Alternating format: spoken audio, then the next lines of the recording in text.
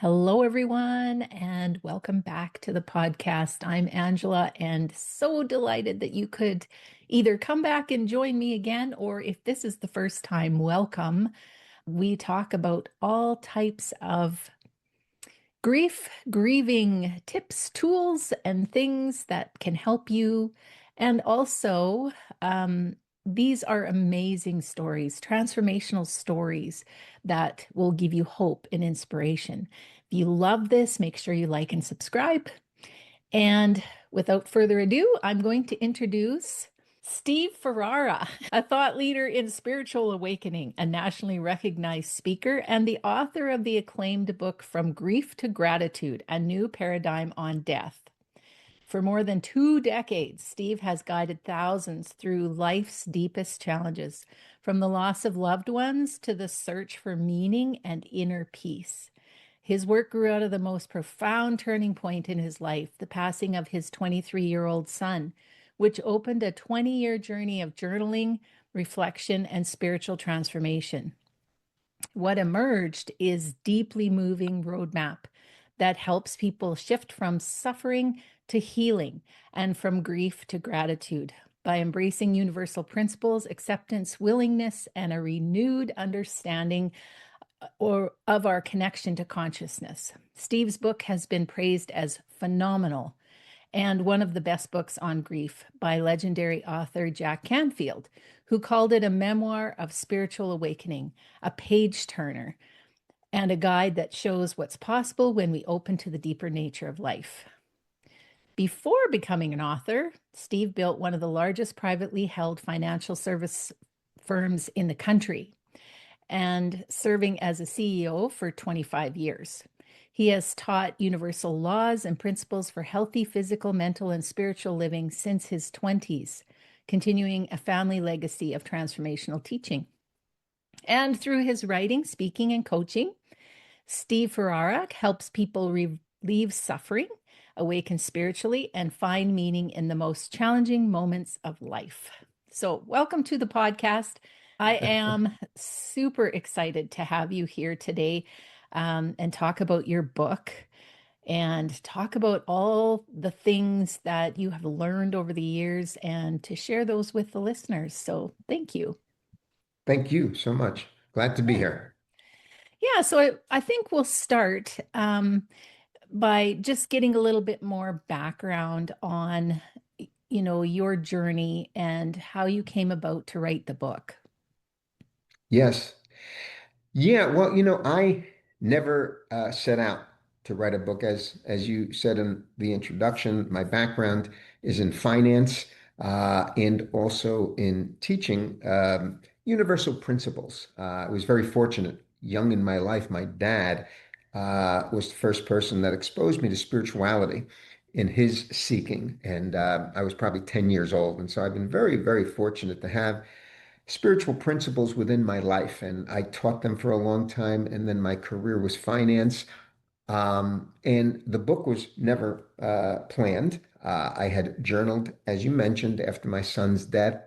I had been an infrequent journaler previous to that, but when my son passed away, literally that next morning, I knew that journaling was going to have to be an important part of my process of healing. Um, I just expressed the very raw emotion that you could imagine, that's unimaginable. When a son dies, he was my best friend. He was, in business with me. He could literally finish my sentences as I could for Mm. him. And so we were, bonded together. And the loss of him in a car accident just shattered my life. So I began journaling as a part of a therapy, so to speak. And I did it daily for 20 years now. And 5 years ago, when I had a little bit more time on my hands because I left the business, sold the business, and saw a whole bookshelf of journals. There must have been 25 journals. And I'd never read them back. I just would write and write, just stream of consciousness, keep writing, and never read them back and decided, you know what, I got some time on my hands. This would be a good thing. So I picked up the first journal and brought me right back 20 years. And, I could feel those feelings as I just began to read the raw emotion that was in there that was so important and necessary for me to write and express and get out. But then as I went through the journals, I started to see some real major life lessons that were helping me shift the way that I was viewing this experience. And I just started writing all of these lessons I was learning, and anything that I thought was really pertinent, I just kept taking excerpts out of the journals because the journals were 25 or 30 of them. So I created a whole nother what I guess became somewhat of a manuscript, a very first draft manuscript, but a friend of mine who is an editor took a look at it and she said, Steve, you really have potentially something here that could help other people. And she said, if you're interested, I'll be happy to work with you and edit this into something that could become book worthy. And firstly, it took me about 2.5 hours to 2.5 years to get that. That raw manuscript together. And then we worked together, the editor and I, for another year after that. So it was probably a 3.5 to 4 year journey before Grief to Gratitude emerged from the journals. And so that's the story of the book. Never really meant to be, but kind of led me. And I can tell you, writing the book was also another therapeutic experience and helped me begin to see some of the shifts that I had taken that really made a major difference in my life. I was living my life as a healthy person that moved forward and, still had my son in my life, and we'll talk all about that. But I never really looked back and saw the corners that I turned each step of the way. And that's where going back through it and then writing this book really helped me see it as a true journey. Yeah, that's beautiful. And I can relate. I feel like that's how my book emerged in a Hmm. very similar fashion, out of journaling, out of, just um, putting it together and seeing some things that would be helpful for others. And yeah, I think it's a beautiful thing. And I know that your book is going to help thousands, hundreds of millions of people. It's going to Well, really help people. Um, so, one of the things that you said is, you talk about writing the book being very healing for you, like a mm, cathartic experience. And uh, on another level, can you explain that more? Like you wrote the journals and you found that healing, obviously, but then yes. writing the book. Yeah. Writing the book was a very different process. When I journaled, it was just me and my son, and I just really had no idea what I was going to write about. I just knew I had the need to have to communicate, and I'd open up the journal I was using and just put the pen on paper, and many times had no idea what I was wanting to say. There was not a set agenda. I just start out by saying, "Hey, Chris, how you doing?" And next thing I know, Mm. a couple of pages came out, and it was just allowing whatever was within me as a stream of consciousness. As I say early on, it was just really uh, just emotion that needed to come out. But then as it went along, it became really an evolution of me going through this process. Uh, Writing the book was a different experience because I was taking journals that had already had the information and the writings in it, and I was just taking excerpts out of it of things that really impacted me, really made a major life difference to me. I mean, there were some major shifts. As an example, um, I was writing about. I remember taking this out of the journal as I'm reading it that one day it just came to me that I can look at this experience from Christopher's side as opposed to my side. And this was maybe less than a year in, maybe 6 to 8, 9, 10 months in. And during that period of time, all of my grief was centered on myself, and everyone around me was all centered on, me as the father, my wife as the mother, my daughters, and having lost a sibling, having lost a son.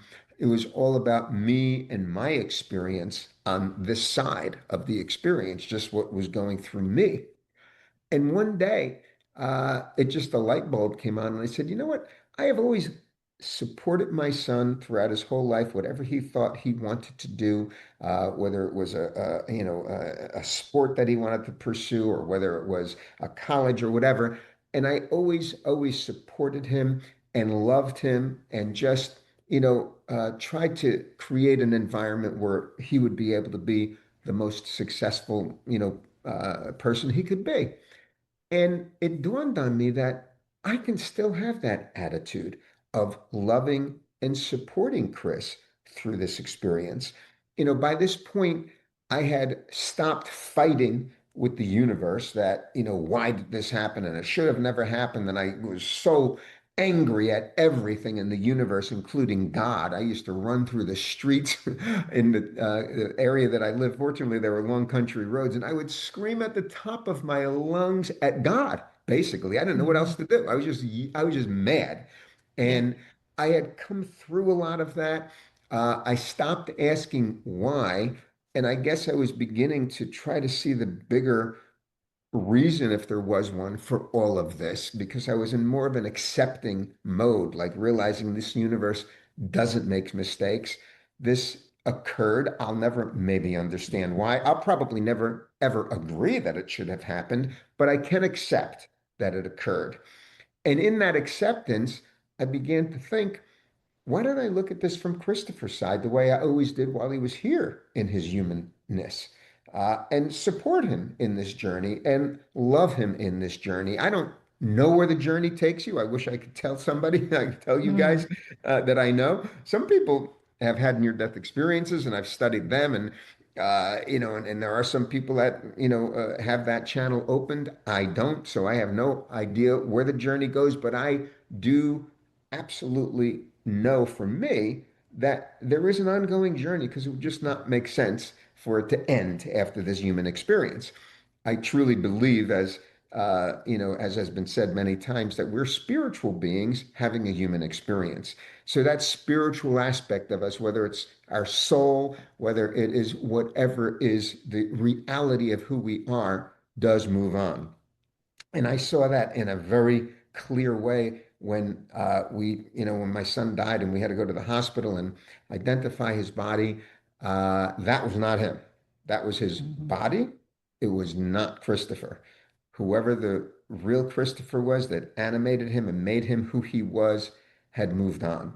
So, to my point of explaining how I saw these shifts as I was writing the book, when I began to look at it from Christopher's side, all of a sudden other dimensions opened up. Like, I can think about what can be in our relationship as opposed to what could have been. I can begin to realize that I can have an ongoing and even growing relationship with my son from this point forward. It's going to be in a different way. I can't talk to him over a cup of coffee. I can't hug him, but I can learn a different language. For me, that was journaling. That was also in my meditation, which I do and have done since I'm 17 years old. I could feel his presence. That was going to now be where our relationship existed. And in some ways, as I began to look at it from Christopher's side, I realized that this experience is here to teach me. It's not here to torture me. It's here to teach me. And what I think for me that it was teaching me is that he became the window to me getting more in touch with my spiritual reality. Because I realized that the only place that I'm going to have this relationship with him, it's not at the human level anymore. It's going to be more at that spiritual level. So anytime I was with Chris, I was much more in touch with my own spiritual essence.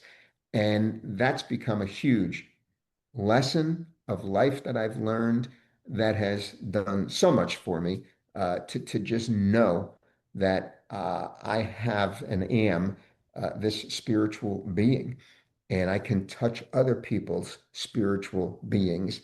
I've just become a little bit more, I think, um, deeper in my relationships and everything else because of that shift that my son helped me understand. Yeah. Yeah. And when I interview people, and it's been like more than 200 now, Mm, a lot of them talk about this mm, in some way, shape, or form. Everybody's experience is a little bit different, but it's that connection with their essence that seems to be ongoing, absolutely mm. ongoing. And we just have this relationship in a different way. But yeah, we get to see ourselves. Yeah. And it is very eye-opening, and I think a big part of the healing process as well. At least it was for me. Yes. Um, so some people, and a lot of people, I mean, I'm on Facebook and I follow the widow groups a lot. Hmm. And there's a lot of people who are stuck, um, or at least they feel like they're stuck. And Yeah.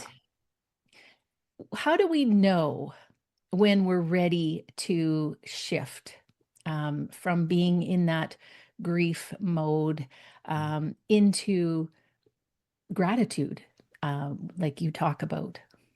Yes.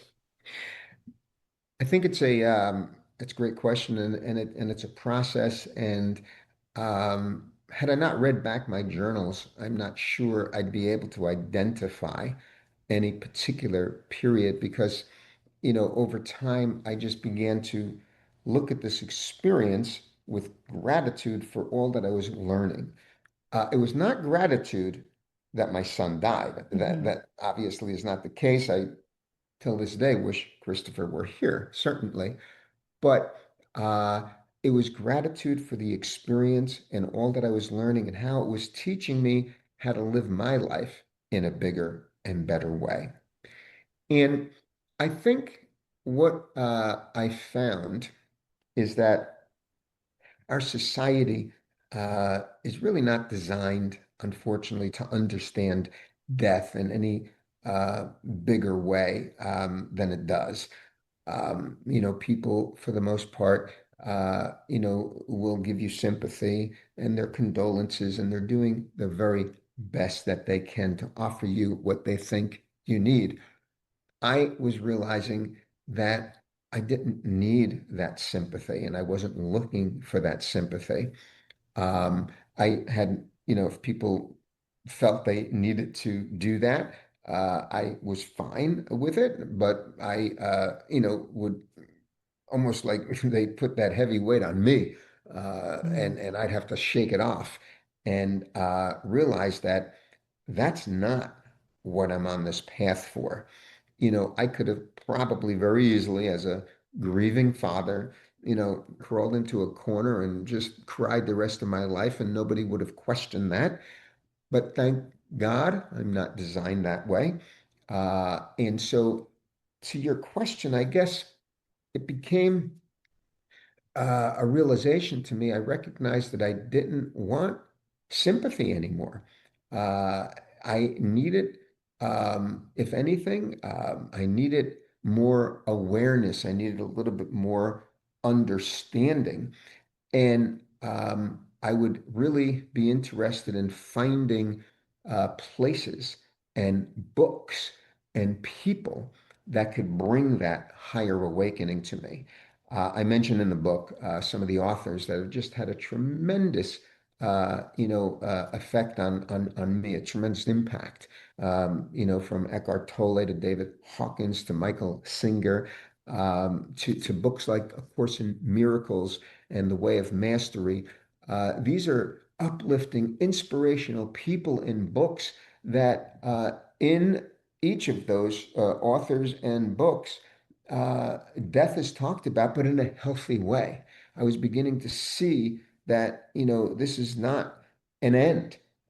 It's a beginning in many ways for the person that moves on. It's a new an amazing beginning. I began to study, as I mentioned just before, near-death experiences. There's many, many books. There's experts on near-death experiences. And I just became a voracious reader of this type of thing, trying to educate myself. I wanted to know maybe what my son's experience was, and NDEs helped you understand that. And almost every single one, in fact, I think I only remember one out of the hundreds, if not thousands, that I read about, were wonderful experiences where those people did not want to come back, but for whatever the reason, their time was not up and they had to come back. But their experience during that time was so wonderful and so warm, a love that they could hardly express, but it changed their lives for the rest of their life once they came back. So I studied, I learned, I opened my mind. I tried to only have conversation with people that I felt were going to be able to be at a level of understanding that would give me and I could give them more insights. Um, I, in fact, never joined a group, and this is just me, of grieving people. That just wasn't my thing. I was invited to many grieving parents and grieving, but my book, even though it's called Grief to Gratitude, it's all about gratitude. It's not about grief. I mean, grief is something we deal with, and I talk about that very clearly. And I went through a huge amount of intense grieving, but it's about the path forward. And there is an absolute path to move forward in a healthy way if we want. But we do have to surround ourselves with people like that, with podcasters like you that are looking at death and life in a much bigger way. You know, our culture is not necessarily designed that way. For me, religion didn't offer me enough. But groups, I joined groups that studied Course in Miracles as a book type of a club. I'm still to this day in a couple of book clubs around books that I just think are so insightful. This particular book I mentioned, The Way of Mastery.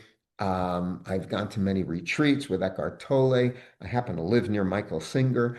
So I get to see him Nice. on a regular basis. He's an amazing man, and we've Mm. formed a relationship and a friendship. There are so many. If you open your mind, the doom and gloom of the news is one small little slice of our society. There is so much good going on around this world if we're opened to it. And that's where I knew I turned that corner because I didn't want or really even need the sympathy anymore. I wasn't sure initially what I needed, but I knew it wasn't that. And I kept moving forward, and then finding all of these various things that opened my mind to a bigger understanding. Yeah. Beautiful. And I love the way you describe that process and how it made such an impact on you. Um, what does the paradigm look like now? So, you're living your life. You've had all this experience and wisdom, and you've had an opportunity to really research into a lot of the things that our culture doesn't do. Um, and what is life like now for you? Hmm. Life has changed a lot over the years. My wife passed away 8 years ago, Hmm. 8 or 9 years ago, and that was a tough one. Yeah. Thank God, I'd gone through the experience with my son, so I understood there was a path. But, she was my wife for 38 years, so, your whole life is intertwined. So Yeah. what I have learned, since my wife died, and then 2 years later, I sold my business, which was my business for 40 years. Hmm. Um, I 2, 3 years later got into a new relationship. I've since built a home. I live in an area. I moved here specifically to be near Michael Singer and this whole spiritual community. So I shaped my life over these years so that hopefully I can provide value to people. Whether it be through podcast workshops or other things that I'm invited to and webinars and things like that. I try to bring value to people, whether it's one-on-one or whether it's in bigger group settings. Um, I have found that I just look at life in a very different way. Most of the time, very grateful for every aspect of life. Waking up in the morning, it's like, hey, good morning, I'm here, kind of thing. And thanking the universe that I'm here, knowing that you know, my son and my wife, I have as much a relationship with them as I've ever had. The relationship exists within. And one of the big things I learned is that this is not an outside in life. This is an inside out life. I give meaning to everything. And that's a big responsibility to take on. We do have the power to choose how we want to respond to anything.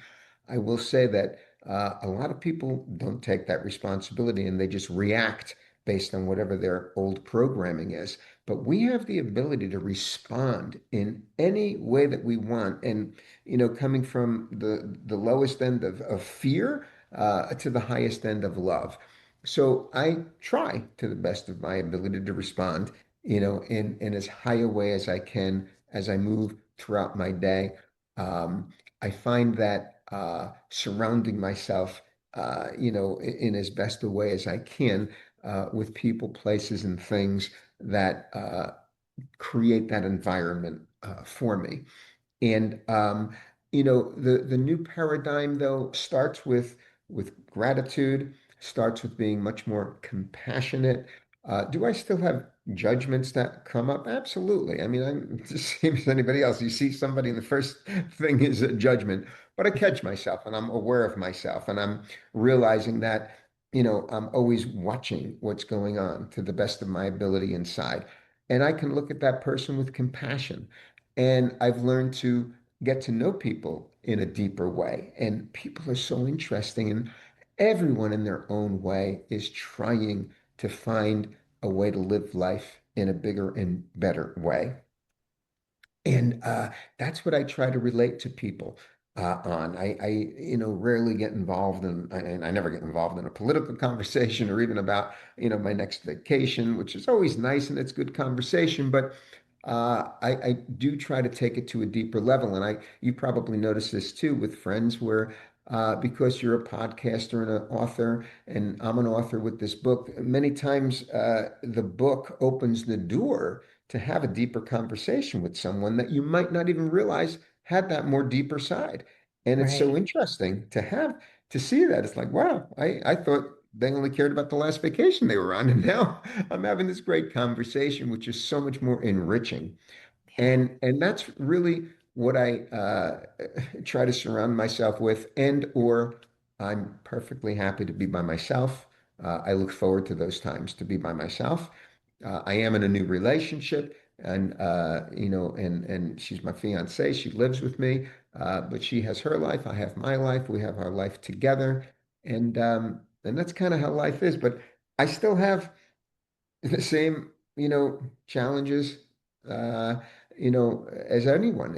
I'm just trying to be a little bit more aware to know that I have choice. I don't have to respond to the guy that's going 20 miles an hour in a 50-mile-an-hour zone. I don't have to respond with anger and, Mhm. what the hell, and all this stuff. I mean, you can't hear me anyway. I realize, wait a second, I can control how I respond. And if I just move my focus more to the enjoyment of the experience of the drive, watching the trees, watching the things around me, and eventually I'll get around him or he'll move, whatever. I just try to live my life with a little bit more compassion and grace, I guess you may say. Yeah. Yeah. And a lot of these things, that we fight against or, resist are things that we can't control. And Yeah. so, yeah, you've got a choice.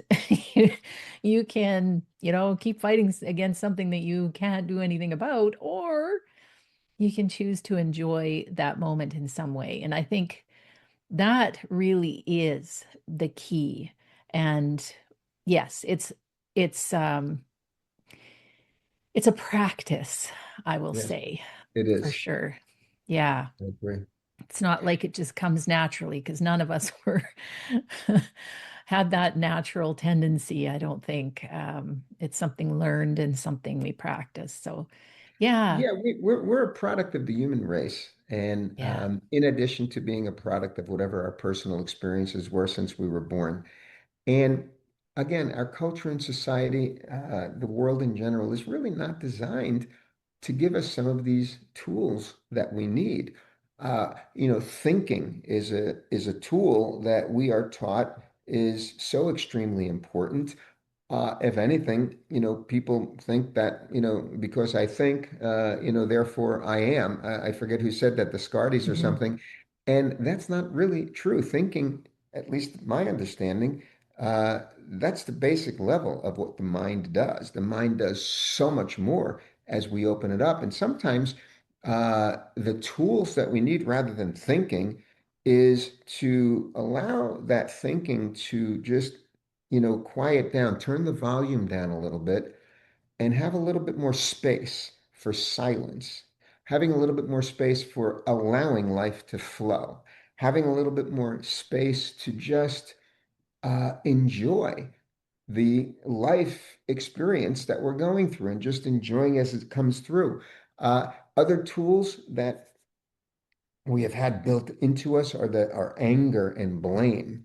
Mhm. And the other side of those tools, which we have to work on because they're not necessarily taught to us, and like you said, we have to practice them, are more compassion and forgiveness. It's not about anger and blame. That's where we all want to go. I mean, again, if the news is a commentary on our society, it's all about blame and blame and blame. And it's a unfortunate that that's a part of society. It's a big part. But compassion and forgiveness is something that we as individuals can practice. And then, having judgments and opinions are another big part of what we deal with on a daily basis. Our own opinions and thinking that they're right, and our judgments, and we think ours are the only right ones. But having acceptance, just a bigger acceptance of life as it's occurring. And, you know, by just opening up those tools, allowing those tools to be more a part of our life, we expand our life from a relatively narrow, way or view to a bigger, much more broad view. And it's so much more uh, peaceful, I would Mhm. say. And that's ultimately what I know my life, I want my life experience to be. I think it's what most people would say. They would want to have more peace in their life. Yeah. All this chatter, all this stuff that goes on, people don't necessarily enjoy. They just don't know that there's a way out, but there is. And the way out is finding some time where you can be silent, turn off all our devices, don't listen to the news for a while. There are certain disciplines we can put into our life. I haven't listened to the news in 20 years. It comes through my phone, so I have a general idea. If Mhm. we're going to have a Yeah. bomb dropped on us, I guess I would Yeah. know that. But I really don't know that much of what's going on, and I'm perfectly fine with that. I try to not have the devices overstimulate me. We're all also overstimulated. So it does take, I think, some disciplines if we want to quiet the thinking part of our mind and allow space for the bigger dimensions of what our mind can do to open up. Mhm. Yeah, absolutely. Yeah. So, how do people find your book? And is there ways that they can work with you, learn more from you? Let people know that Yes. part. Yeah, the easiest way is my website is stephenferrara.com. Stephen with a V, and then F as in Frank, ERRARA.com. From there, there'll be some information about my book. There's a couple of interviews that I've done. You can get to Substack articles I've written, as well as the Instagram and Facebook posts that have been put up.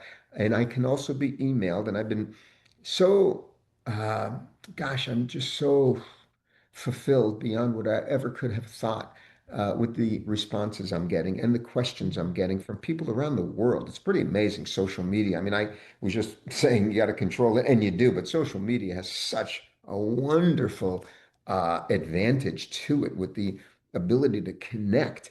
And I had people from Australia a week ago that got my book. I have no idea how, asking me or telling me that they just have, it's changed their lives. Mm, Others that will ask questions. They had a specific, life's experience and what could I do? And so I will answer all emails as quickly as I can. It's usually within 24 to 48 hours. Um, I'm, not really accessible much beyond that. I'm 70 years old, and not that that's old, but I could be out there traveling and touring and doing a lot of things that I've been invited to, and I really don't have an interest. I'm very fortunate. I've had a successful life, and when I can do podcasts and webinars and things that I don't have to leave the comfort of my own home, that's what I'm mhm, interested in, as well as emailing people. And from an email, we can certainly certainly have a discussion if it leads to that, and someone could call me. But I would just end with realizing that, as I already said, life is an inside out job, so to speak. Um, life, someone once said, life happens by me and not to me. And mm, that's such an important thing for us to digest, because one side where life happens by me is the whole blame side and the victim side of things, whereas life happening by me, as opposed to me, life happening by me is where we can choose to have any life experience we want. And, some people will say, well, that's just, you're just kidding yourself. And that's not true, because what I choose is my life's experience. That's what I experience. That's not kidding. That's what my experience of life is. I've chosen to know that the love I feel for my son and the love I feel for my wife is something that's within me that I share. There's a bond, and I share my side of my love with him and her and my wife, and that's what I feel. I don't know if they're sharing their love back with me. You hope they mm, will, or even people in your life that are, your spouse. We really don't know how someone else feels. We know how we feel. And if we share our love with someone, then that's how we know and feel love in our lives. And it's all life happening by me, not to me. So I would hope that that might be one of the lessons that people could really take is, we can always choose how we want to experience our life. mm. Beautiful. This has been so wonderful. I'm excited to get your book. I'm encouraging people to check out your website and certainly order your book if they're going through grief. I know already, without even having read that, that there's going to be some real nuggets in there for everyone. Yes. And so thank you for doing that work. Thank you for being you, for actually doing the research and taking the time to really investigate your life's path and allowing us to have a little peek into that and learning from it. So, thank you so much for your story. Thank you, Angela. I enjoyed this very much. And thanks everyone for listening, and bye for now.